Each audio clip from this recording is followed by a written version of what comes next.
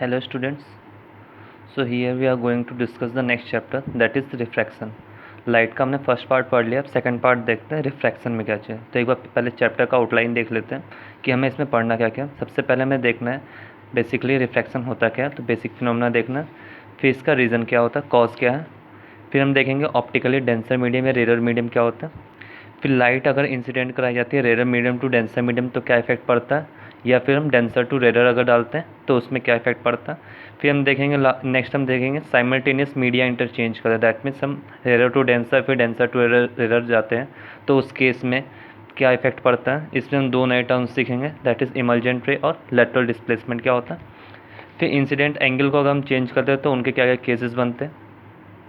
फिर हम देखेंगे इफ़ेक्ट्स क्या होता है इनके, अगर स्टिक रेज हो जाता है वाटर के अंदर या फिर कॉइन रेज होता है या फिर पूल का डेप्थ हमें कम लगता है तो उसका रीज़न क्या है।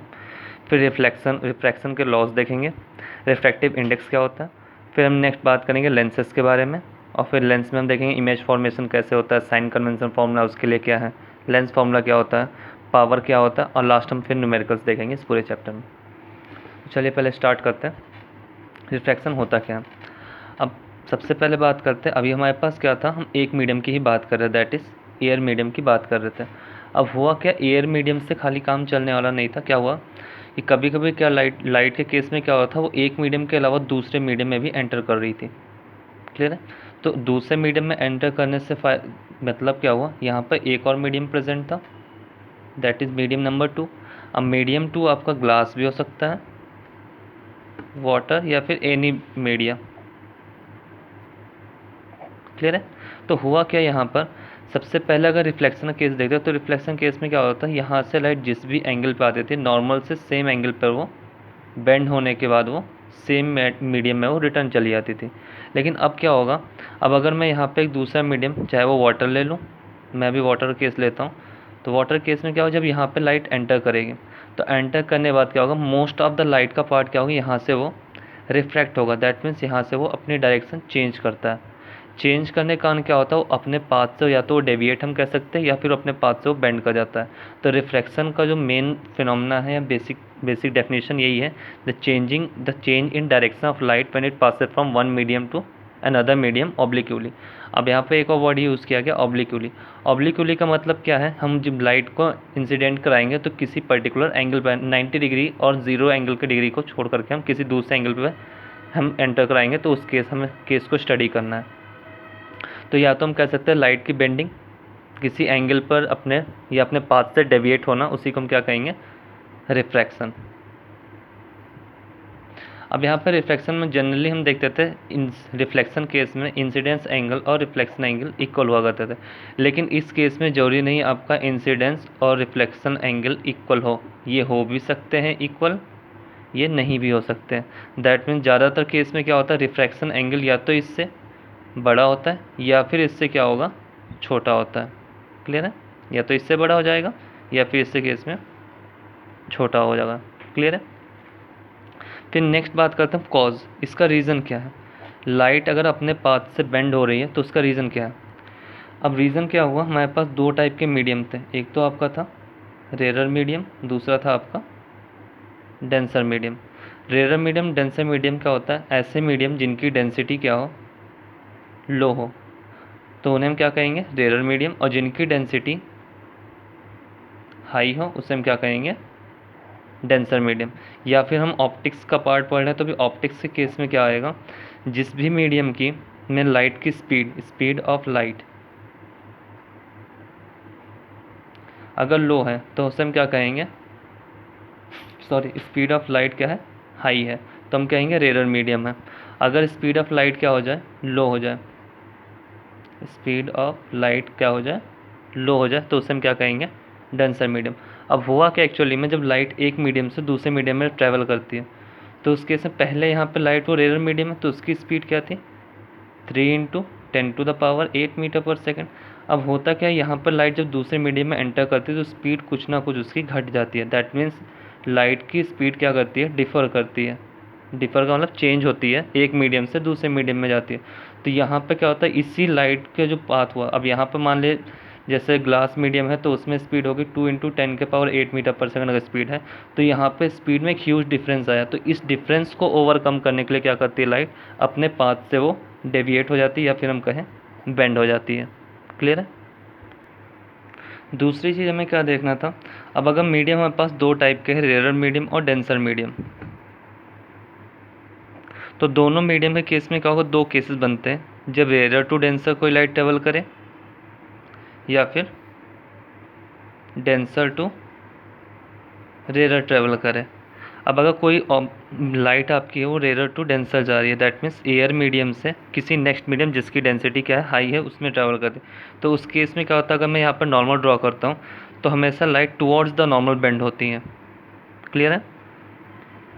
तो यहाँ पे हमेशा टुवर्ड्स द नॉर्मल बेंड होती है। अगर दूसरे केस में हम बात करें तो अगर यहाँ पर ये मैं ले लेता हूँ डेंसर मीडियम और ये हो गया आपका रेयरर मीडियम, तो इस केस में अब क्या होगा, लाइट यहाँ से जब बेंड हो, यहाँ से फॉल करेगी या इंसिडेंट कराएंगे, तो लाइट हमेशा अपने पाथ से वो दूर जाती है, that means away the normal जाती है, इस नॉर्मल से वो अवे जाती है। तो ये दोनों चीज़ें में ध्यान रखनी है।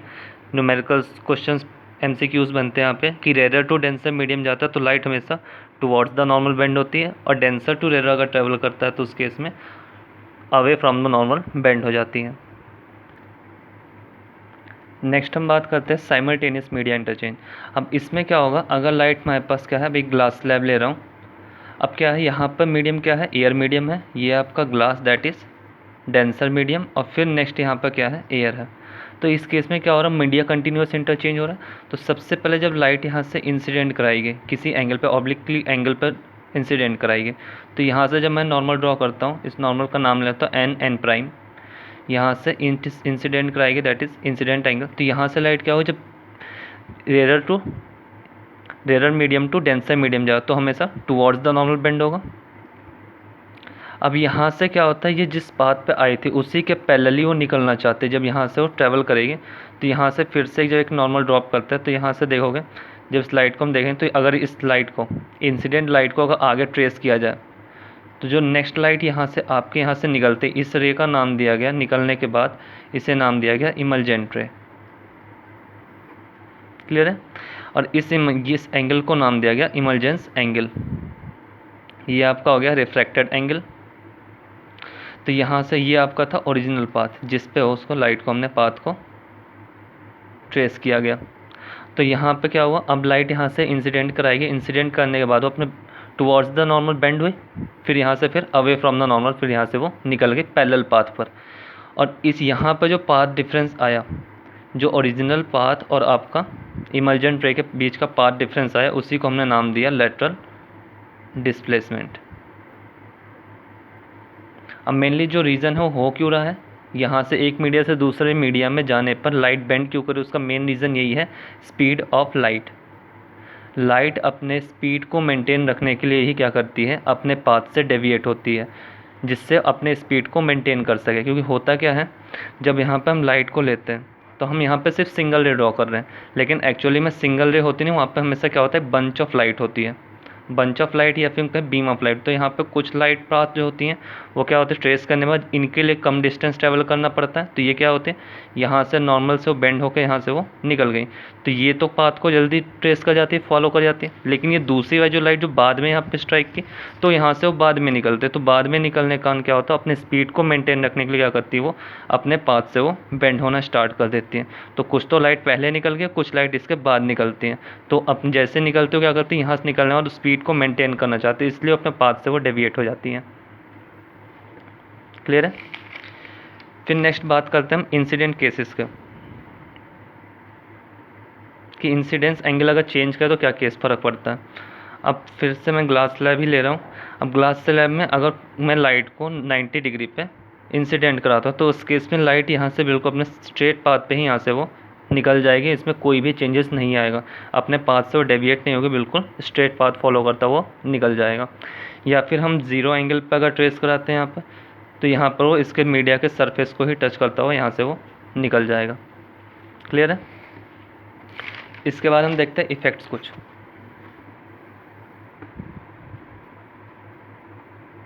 अब इफ़ेक्ट्स में सबसे पहला जो नॉर्मल हम एग्जांपल देखते हैं, स्टिक्स या फिर हम क्या देखते हैं, रेस्ड होता है अपनी जगह से कुछ। उसका रीज़न क्या है, जैसे मान लो ये ग्लास बकेट है, अब यहाँ पे मैं पेंसिल को, अब इसमें वाटर था, अब यहाँ पर अगर मैं पेंसिल को डिप करूँ तो क्या होता है, पेंसिल अपने प्लेस से हल्का सा डेविएटेड यहाँ से दिखता है। उसका रीज़न क्या है, जब यहाँ से कोई पर्सन इसे ऑब्जर्व कर रहा है इस जगह से, तो यहाँ पर वो लाइट क्या हो, यहाँ से वो रिफ्लेक्ट हुई, यहाँ से लाइट आई और यहाँ पर था उसकी एक्चुअल पोजीशन, लेकिन आफ्टर रिफ्लेक्शन वो कहाँ दिखता है, हमें यहाँ कहीं दिख रहा होता है। सिमिलर केस हम अगर कॉइन का लें, यहाँ पर कॉइन है और ये आपका हो गया वाटर, तो जनरली होना क्या चाहिए था, ये आपका आइज़ हो गई, यहाँ से देखा जा रहा है तो यहाँ पे ऑब्जर्व करने बाद यहाँ होना चाहिए था उसे, ठीक है। लेकिन यहाँ से बेंड आउट होने के बाद ये एक्चुअल पाथ था, लेकिन यहाँ से वो दिखता कहाँ हमें, कहीं यहाँ कहीं दिख रहा होता है। क्लियर है। इसी तरह अगर हम डेप्थ की बात करें, पूल की डेप्थ की, तो पूल की डेप्थ के केस में भी क्या होता है, अगर यहाँ से कोई पर्सन ऑब्जर्व कर रहा है इस जगह से, तो उस केस में भी क्या होगा, पूल की एक्चुअल जो डेप्थ होगी वो कहीं यहाँ होनी चाहिए थी, लेकिन वो आफ्टर रिफ्रैक्शन के कारण कहाँ दिखती हो, यहाँ पर। तो इसलिए ये डेप्थ में क्या आ जाता है, डिफरेंस आ जाता है, जिससे कारण हमें पूल की जो एक्चुअल डेप्थ है हमें पता नहीं चलता है। क्लियर है। तो मेनली क्या है, यहाँ से पाथ, जब यहाँ पे लाइट एक मीडियम से दूसरे मीडियम में ट्रैवल कर रही है, तो ट्रैवल करने के बाद क्या हो रहा है, वहाँ से रिफ्रैक्शन हो, तो रिफ्रैक्शन ड्यू टू रिफ्रैक्शन ही क्या होता है, वो अपने एक्चुअल पाथ से वो डेविएटेड दिखाई पड़ता है, जिससे कारण हमें वो एक्चुअल पोजीशन के अलावा हमें वो किसी दूसरे पोजीशन पर दिखता है, चाहे वो स्टिक का केस हो, चाहे वो कॉइन का केस हो, या पूल के डेप्थ की केस हो, या फिर ट्विंकलिंग ऑफ स्टार्स हो। स्टार की एक्चुअल पोजीशन कहीं अलग होती है, लेकिन हमें लाइट कहाँ से पता चलता है कि इस पार्ट से यहाँ से वो दिख रहा है, इसलिए हमें स्टार क्या होते हैं, ट्विंकलिंग करते हुए दिखते हैं। आगे बाकी नेक्स्ट लेक्चर में कंटिन्यू करेंगे। Thank you.